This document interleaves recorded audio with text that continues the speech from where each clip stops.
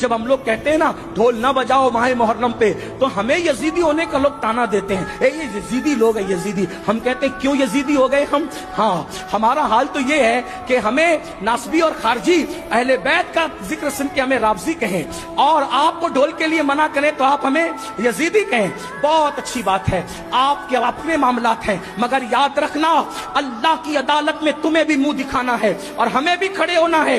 हम हक बात कह जाएंगे, क्यों ढोल बजाते हो मुहर्रम में, क्यों ढोल पीटते हो मुहर्रम में, क्यों चढ़ावे चढ़ाते हो बुतों की तरह मामलात करके, तो आप कहेंगे मोहब्बत है मोहब्बत। हमने कहा क्यों मोहब्बत है? जिनकी शादियों में ढोल नहीं बजे उनकी शहादतों पे ढोल बजाते हो बेशर्मो। आप बताएं मुझे, कोई साबित कर सकता है इमाम हसन के निकाह पे ढोल बजा, इमाम हुसैन के निकाह पे ढोल बजा? जिनकी शादियों में ढोल नहीं बजे उनकी शहादत पे ढोल बजाने का जिगर लाते कहां से हो? कहा नहीं नहीं, ये इश्क और मोहब्बत है। हमने कहा अगर यही इश्क और मोहब्बत है, अगर यही तकाज़े मोहब्बत है कि अली अकबर के जिस्म के जिस दिन टुकड़े हुए हो, जिस दिन अल्लाह अकबर इमाम हुसैन के सर को नेज़े पे उठाया गया हो, जिस दिन बीवियों की चादरें छीनी गई हो, अगर उसी दिन ढोल बजाना तकाज़े मोहब्बत है, अल्लाह किसी को वो दिन न दिखाए जिस दिन तेरे बेटे का एक्सीडेंट हो और तेरे बेटे का जवान बेटे का जनाजा उठ रहा हो, उस वक्त तू ढोल बजाना, फिर समझेंगे कि तकाज़े मोहब्बत किसे कहते हैं। तेरे जवान बेटे के लाशे पर